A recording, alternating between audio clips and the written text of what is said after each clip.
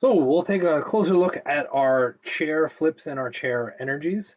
So when we talk about our visualizations of energies, we said Newman projections are our driver. So if we're going to look at a cyclohexane, come on, we want to be able to look at it and understand something about the energetics. So if we were going to look at our cyclohexane in this model, if we sat in this, there's our back, here's where we would sit, and then here's our feet carbon right there. Okay, and I'm going to try and make this a little bit bigger. And so what we are mimicking is that drawing right there. We're in that same chair. Okay. Oh yeah. So then the next part is, how do we get it into the Newman projection to see what's going on? Well, we're going to now look down this range. Okay, so when we look at that, we now need to turn it so that you can see down that. And if you see where my hands are located, that's your Newman projection. You get two Newman projections. And if we take a look, we'll look at, what is that, my left hand. I gotta rotate that. You can see the anti-alignment of these groups.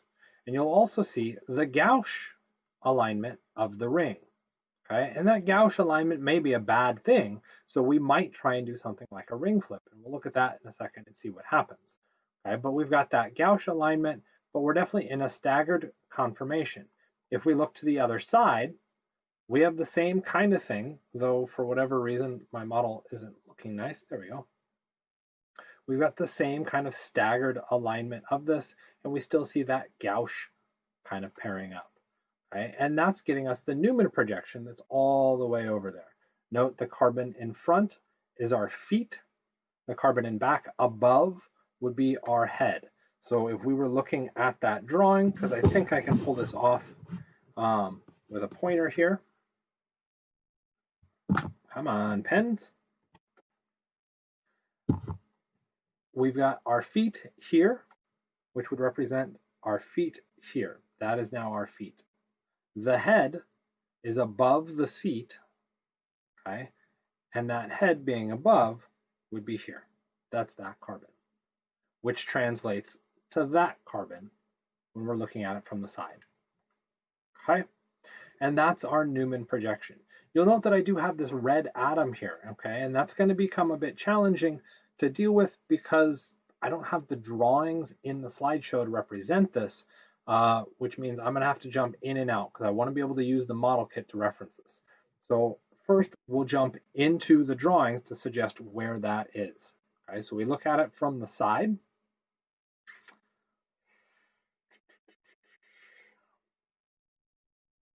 Got to make sure that we set this up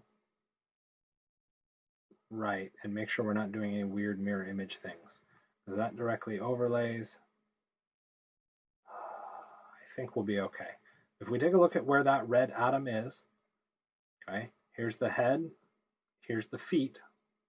That red atom is connected to the carbon that is in front of the plane.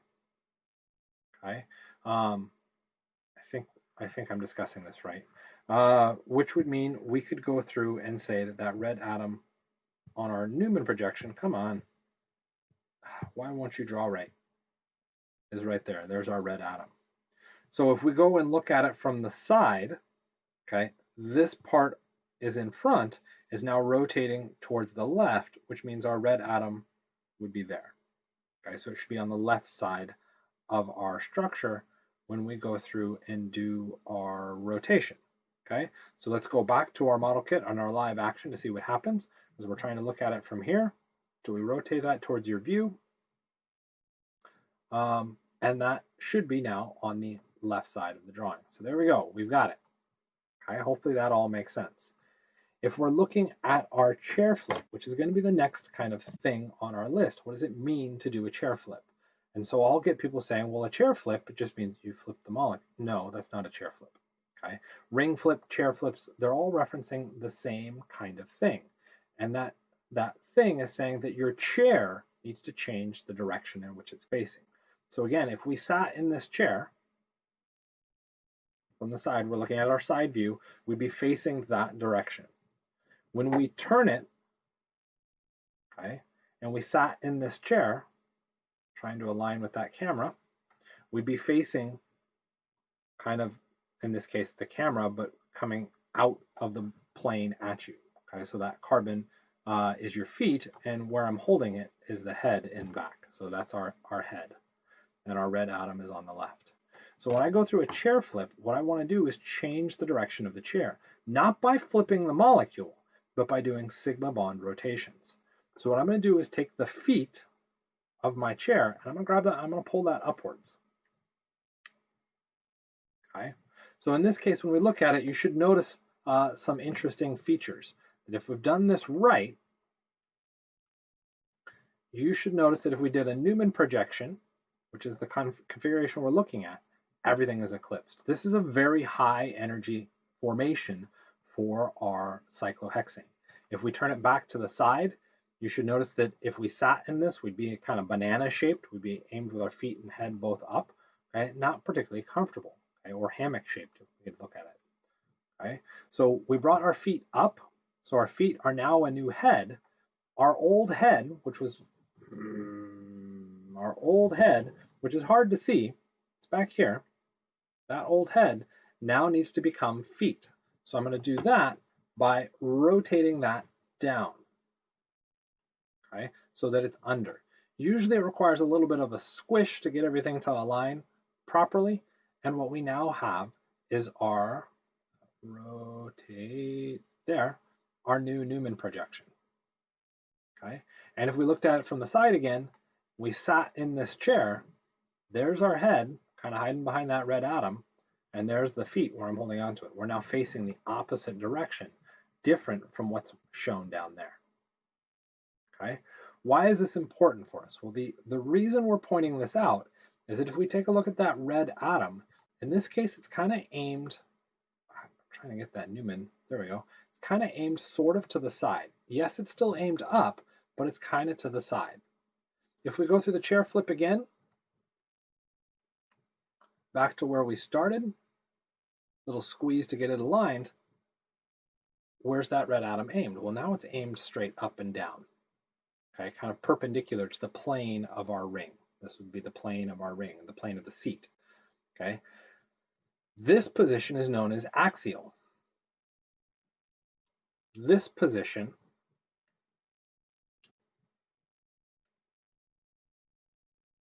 is known as equatorial, okay? Kind of in the plane of our chair, the plane of the seat-ish, okay? Equatorial versus axial.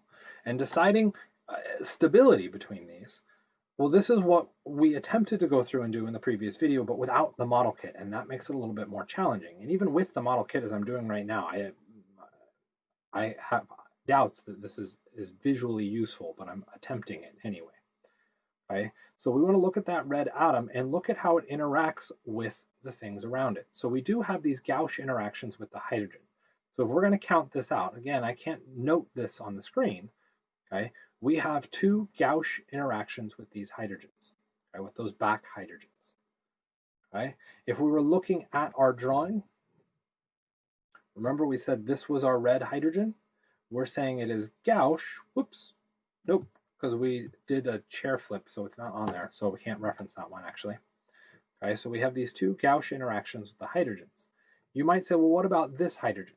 Okay, well, this hydrogen is connected to the same carbon. No matter what we do, it's never going to change the distance there, okay? So that's actually not a Newman projection interaction. We're looking at these being gauche. So we have to be looking to that back carbon or another carbon, and we'll reference that in a second. And then we'd see where I'm holding it in comparison to the red is anti, okay? It's as far away as humanly possible. Go through the chair flip so that we can look at our actual Newman projection that's drawn on the screen. Okay.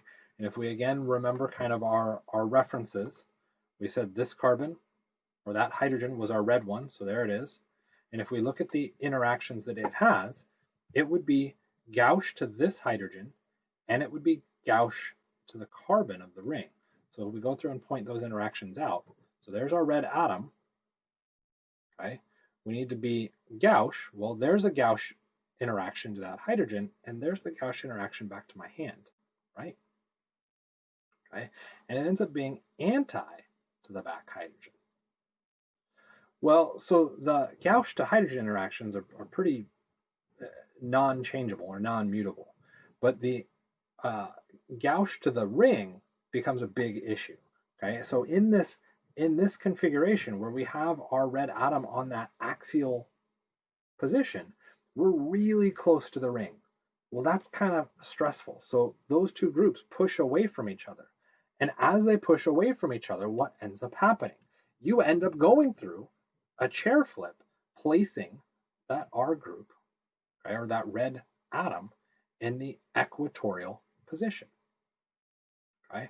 So really what this is just saying is that our large groups try to shift away to get as much space as possible, and that's going to happen in the equatorial location. The why and the how of this is the Newman projections. Do you need Newman projections? Well, can you memorize to put your largest groups in the equatorial? And can you identify the equatorial positions? Yes? Then no. You don't really need the Newman projection unless somebody asks like explain why as a question, which shows up in lab. So you will have to at least attempt to do so, but that comfort really comes from manipulating the models and the drawings to try and understand what's going on with them. Okay?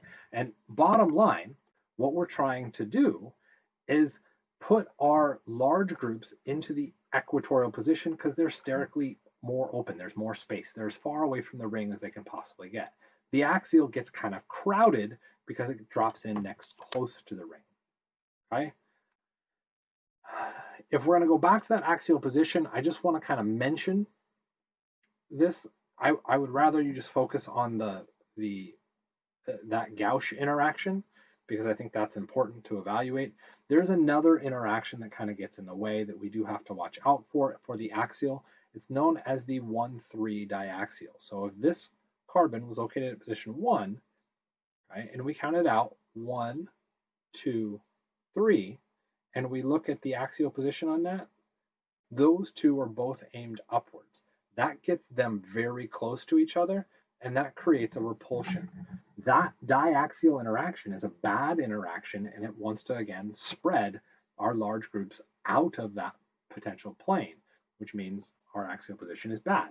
Okay? It's also sometimes known as the flagpole interaction because they're vertical, they're on that axis, so they're effectively flags flapping against each other. We want to move them away from it, and that's why we move into the equatorial. Okay?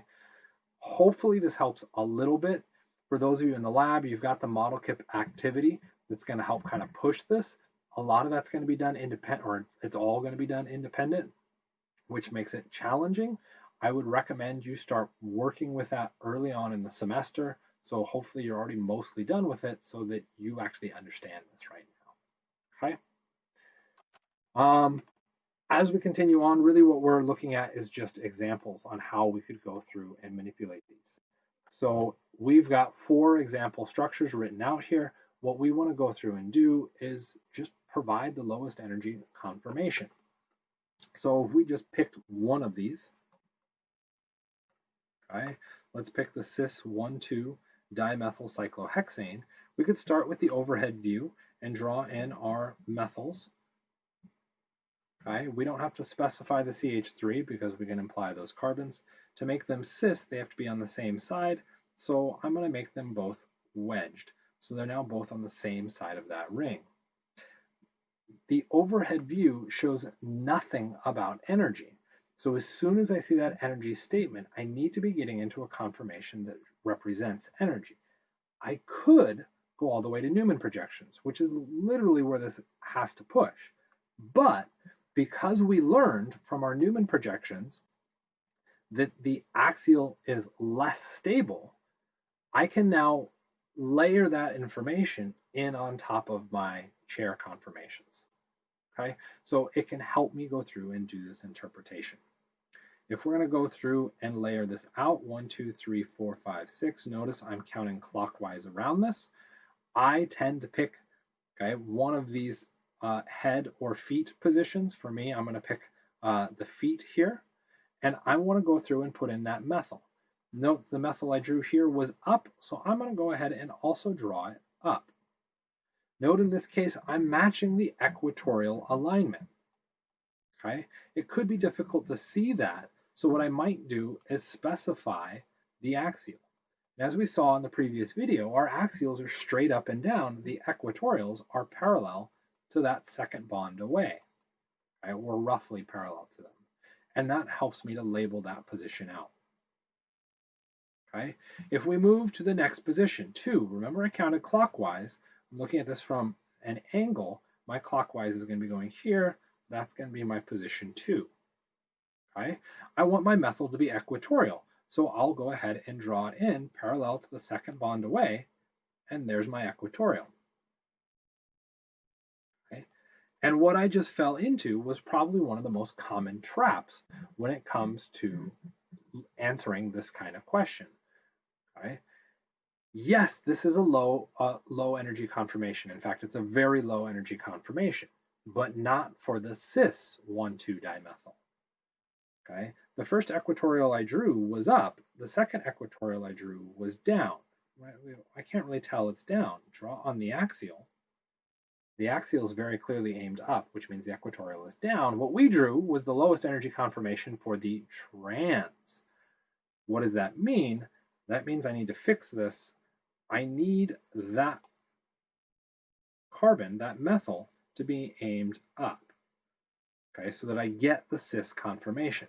This does necessitate that I'm in the axial configuration, and that might not be the lowest energy for a 1,2 dimethyl cyclohexane, but is it the lowest energy for the cis 1,2? Okay, well, one's equatorial, one's axial. I may not like that, so I could chair flip. Every time we chair flip, an equatorial becomes axial, and the axial becomes equatorial, which means either way we draw it, we get the same energy. Okay, there's only one conformer that or both conformers for this particular structure have the same energy, and they're both equally low or equally high, depending on how you want to reference it. So one is going to have to be equatorial and one has to be axial. Well, is that always the case? Okay, well, what if I move to the 1,3? And note that I did a little nasty thing here. I did a chair flip on this drawing. Okay, if I was going to go through a number 1, 2, 3, okay, I might go again in calling this the 1 so that I can get my equatorial for my 1 aimed up. Note how I'm counting clockwise, so I'm going to continue clockwise around my drawing. There's my 3 position. It needs to be aimed up. Up is going to be equatorial. Interesting. In this case, when I'm in the cis 1,3, this is the low energy. Okay, it achieves the lowest energy conformation for the 1,3, where they're both equatorial. For the 1,2, I don't get the lowest energy for a 1,2 for the cis. Okay, I just get a conformation that has one axial, one equatorial. There are patterns behind this. Okay? I would argue that memorizing those patterns isn't worth your time because those patterns alternate and it takes a lot of effort to have those patterns nailed down. Instead, if you freaking spend the time to learn how to draw these things, you can draw it and very quickly come to the answer without having to memorize a pattern. You just evaluate the drawing that you drew correctly because you're awesome at drawing. Okay? You should go through and practice the trans configurations to see what happens with those. See if you can find that pattern. I have no doubt that if you Google a little bit, somebody will have posted, oh, this is the pattern you should memorize, and that's just a waste of freaking time. But that's your choice. Okay? Last thing I do want to throw out is kind of the text topics from chapter 4, because this is all chapter 4 material. Our textbook does go through and look at the strain and energy differences associated with numbers. You should review that. They're going to mention angle, torsional, ring. There's a bunch of different strain labels out there. I don't really care that you know what those names are. I do care that you recognize that they're higher or lower in energy. Okay? So you should review the textbook so that you're familiar with those terms, but that's about it. Okay? Cycloalkanes, We talked through some of them, but we didn't really look at all of the strains and energetics and shapes associated with those. That's what those sections are of our textbook. Constitutional isomers is another name for structural. In this last section, they make reference to something known as the IHD, or the Index of Hydrogen Deficiency, which is really just this excessively fancy way of saying degree of unsaturation. What is unsaturation? It means you've removed hydrogen from the structure. You've unsaturated it. Saturation is referencing hydrogen. There are all sorts of fancy formulas that can get associated with this. A formula is listed down below. Ultimately, the biggest thing for me is a single degree or index of hydrogen deficiency is one ring or one pi bond. This will become much more relevant in our next unit when we start discussing spectroscopy and how we can determine structures from that. Okay? It isn't really worth your time to memorize. And honestly, whenever it comes to somebody saying, can you calculate the index of hydrogen deficiency or degrees of unsaturation for this formula, I say no, first off, and they say, no, you have to, or I'm going to kill you. Well, crap. I end up deriving the formula that's shown below. Because you can derive it, it just takes more effort. Okay? It's just not really worth the time to deal with it. Okay. With that, we're done with chapter 4. We've got a little bit left in chapter 5 that we want to discuss. It's going to be rough and rocky in chapter 5, but I have every faith that you can pull it off. Okay? Have a good rest of the day.